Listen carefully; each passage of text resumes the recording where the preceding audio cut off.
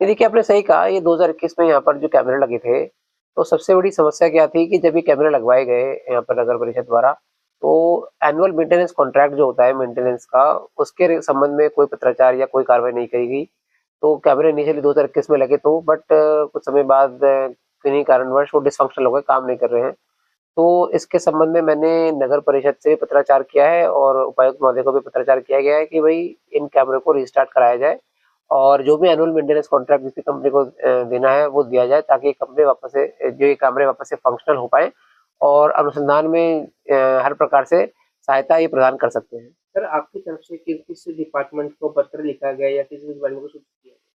एक तो नगर परिषद को पत्राचार किया गया है, एक उपायुक्त महोदय को बताया गया है और यहाँ पर जो उपमंडल अधिकारी हैं उनको भी बताया गया है कि भई इन्हें जो एनुअल मेंटेनेंस कॉन्ट्रैक्ट देना है, वो जल्द से जल्द दिया जाए, ताकि कैमरे स्टार्ट हो सकें।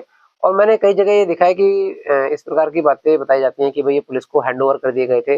देखिए, ये बात सही नहीं है, फैक्चुअली इनकरेक्ट है। बस इसका एक कंट्रोल रूम है, वो अपने सिटी थाने में एस्टेब्लिश्ड है, बट ऑन पेपर या किसी प्रकार के हैंडओवर करने का जो बात है, वो गलत है। कैमरे जो है वो पुलिस उसको यूज़ करती है, बट एनुअल मेंटेनेंस कॉन्ट्रैक्ट देने की जो ज़िम्मेदारी थी वो नगर परिषद की थी। तो इसके संबंध में मैंने उनको पत्राचार किया, जैसे मैंने बताया। और इसके अलावा जो प्रबुद्ध जन हैं यहाँ पर डबवाली जिले के, जैसे जो भी एसोसिएशंस हो गई यहाँ पर, ज्वेलर्स एसोसिएशन या पेट्रोल पंप एसोसिएशन या और भी जो भी प्रबुद्ध जन हैं, जो अपने कंट्रीब्यूशन से भी अगर कैमरा रीस्टार्ट करने में अगर कोई मदद कर पाए, तो मैंने उनसे भी निवेदन किया है। जी, सर आपकी तरफ से और क्या कोशिशें जारी रहेंगी? अब देखिए, प्रयास है यहाँ पर, मैंने कई व्यक्तियों से निवेदन तो किया है, पत्राचार भी किया है ऑफ़िशियल माध्यम से। उम्मीद है जल्द से जल्द कैमरे रीस्टार्ट हो जाएँगे।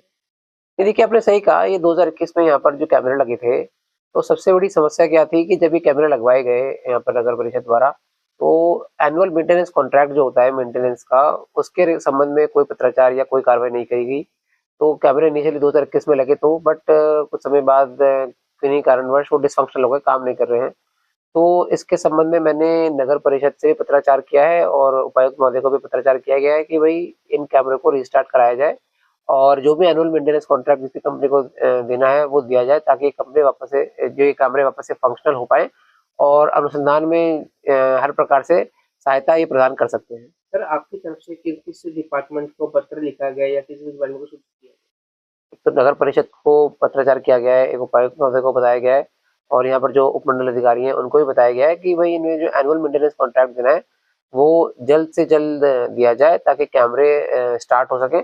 और मैंने कई जगह ये देखा है कि इस प्रकार की बातें बताई जाती हैं कि भई ये पुलिस को हैंडओवर कर दिए गए थे।